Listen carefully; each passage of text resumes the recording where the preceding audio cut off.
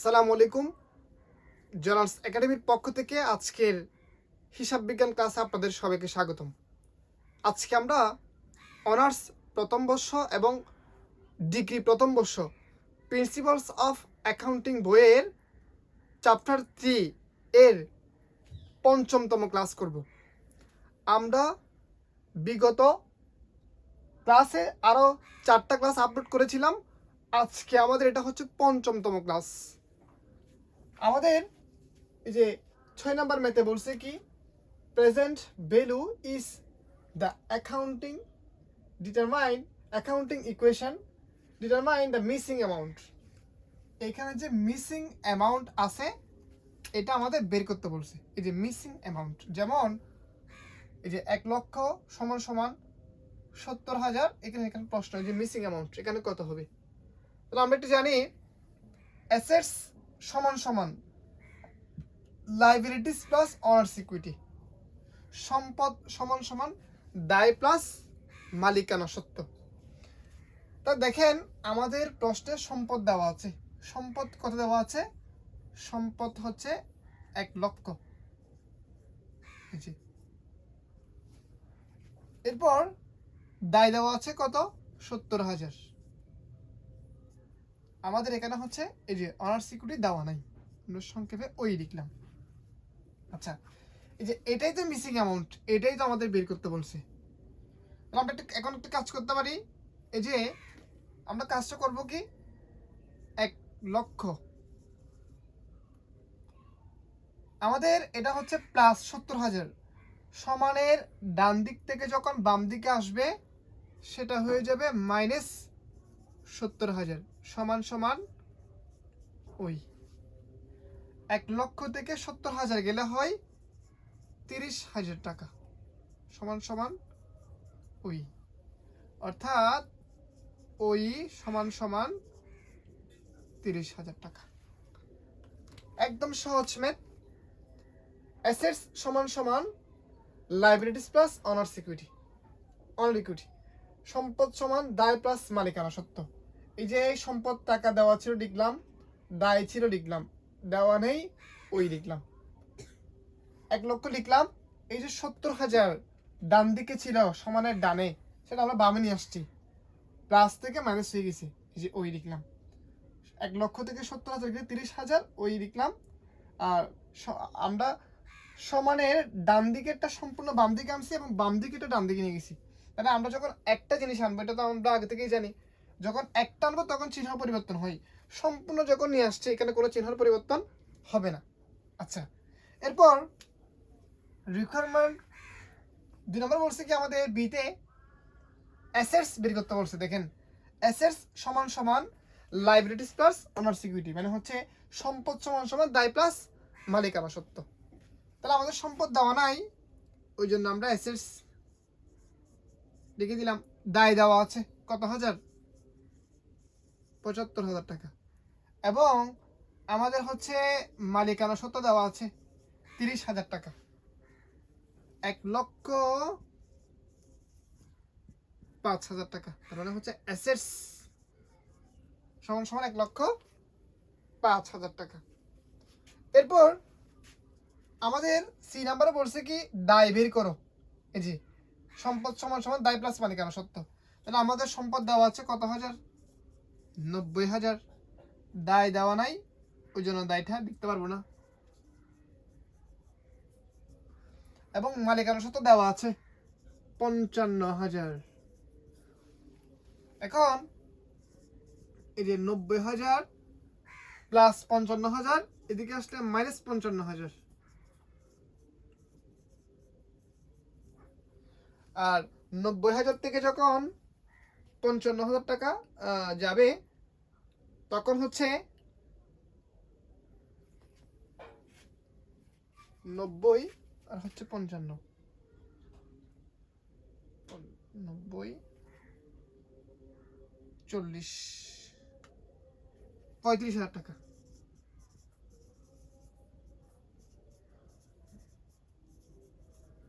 আমি এটা মুখে মুখে করলাম।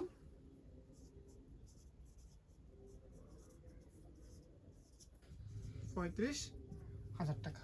আচ্ছা, তাহলে আমরা প্রশ্নটা লিখলাম।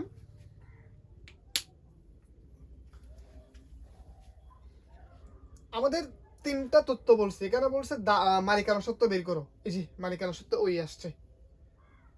এরপর এখানে বলছে কি সম্পদ বের করো, এই যে সম্পদে খালি ছিল, সম্পদ বের করে রাখছি, সম্পদ 1,05,000। আর এখানে বলছে দায় বের করো, এই যে সম্পদ লিখলাম, মালিকানা সত্ত্ব লিখলাম, এই যে দায় আমরা বের করলাম। তাহলে আমাদের একদম সহজ প্রশ্ন, আমরা এটা শেষ করলাম।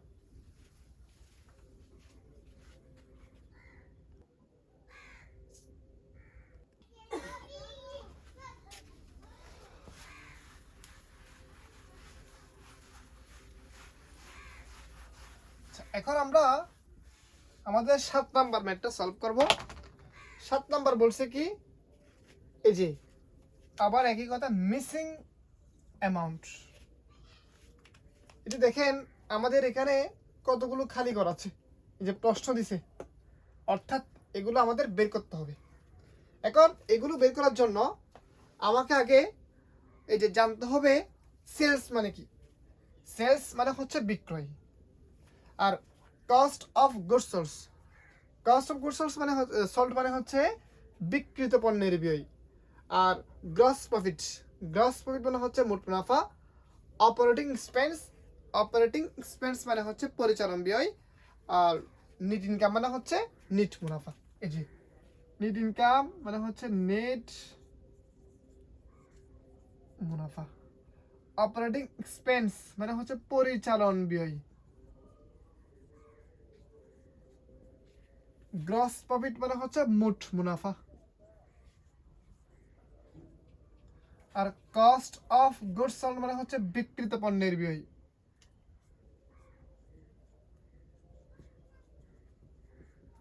আর সেলস মানে হচ্ছে বিক্রয়। আচ্ছা,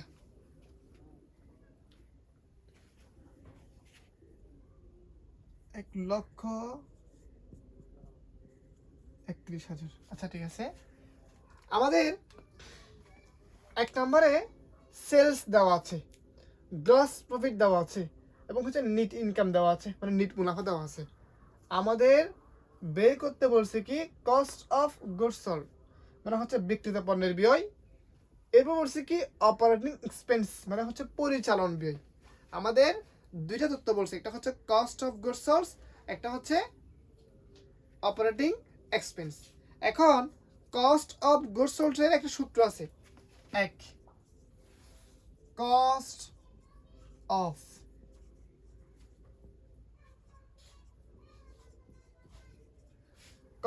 কস্ট অফ গুডস সোল্ড এর সূত্র হচ্ছে sales minus gross profit, sales minus gross profit. অর্থাৎ কস্ট অফ গুডস সোল্ড বের করার নিয়ম হচ্ছে sales minus gross profit. Sales থেকে যদি গ্রস প্রফিটের টাকা বাদ দিই, তাহলে আমাদের আসবে কি কস্ট অফ গুডস সোল্ড মানে হচ্ছে বিক্রিত পণ্যের ব্যয় আসবে।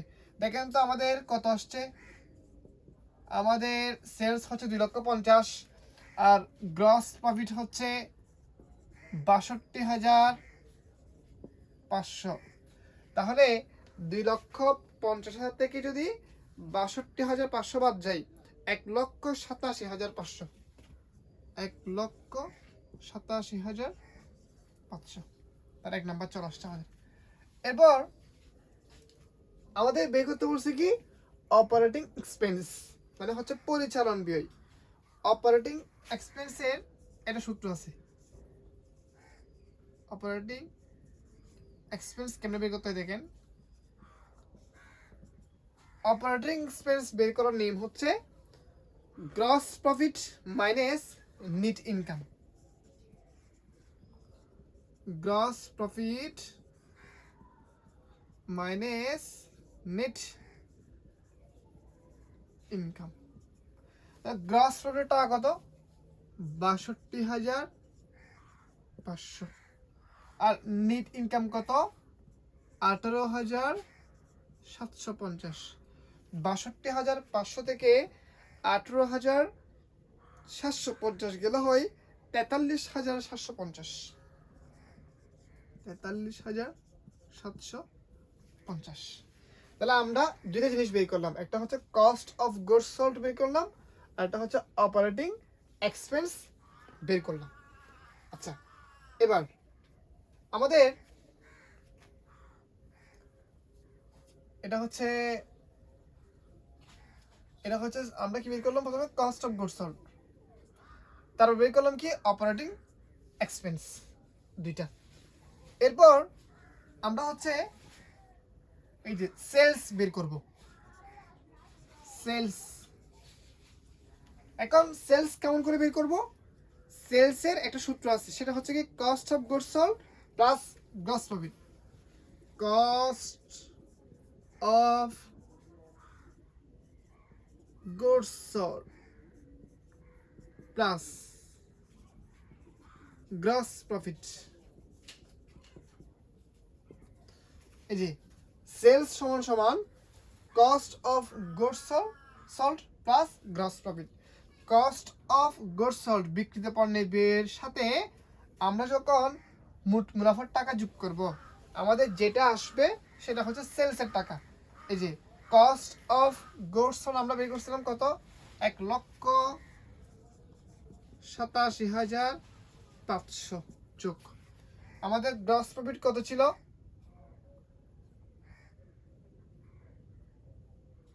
আমাদের কস্ট অফ গুডস কত, সরি 1,45,000 হবে এটা, সরি এটা হচ্ছে 1,45,000 যোগ গ্রস প্রফিট কত, 1,31,000, 1,45,000 আর হচ্ছে 1,31,000, তাহলে আমাদের যোগ করলে হয় 2,74,000, 2,74,000। আচ্ছা,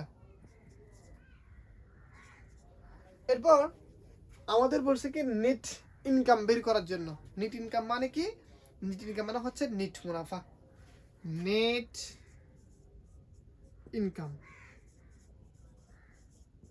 নেট ইনকাম বের করার সূত্র হচ্ছে কি gross profit minus operating expense. Gross profit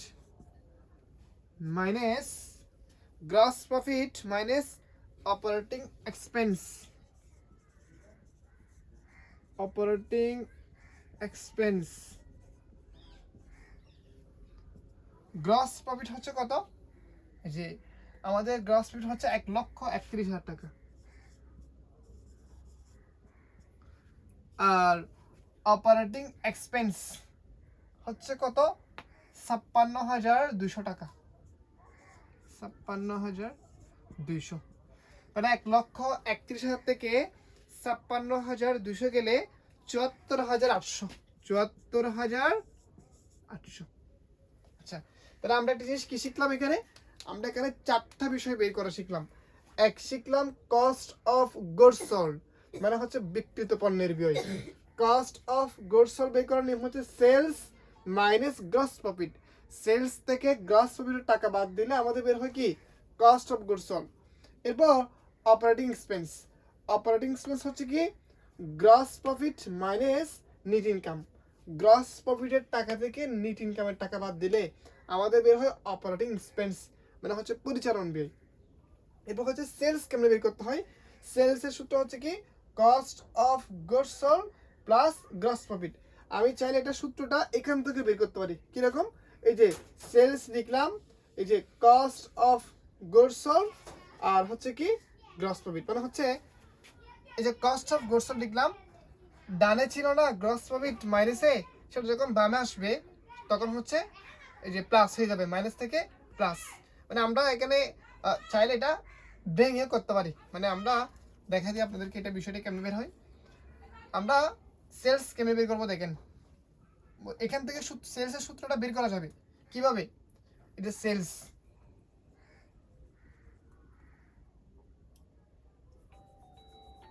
আমরা কস্ট অফ গুডস সোল্ড কেমনে করছি দেখেন, সেলস মাইনাস গ্রস প্রফিট। সমান সমান কস্ট অফ গুডস সোল্ড, এরকম। এখন এই যে দেখতেছি, দেখেন আমরা বের করবো কাকে, সেলসকে।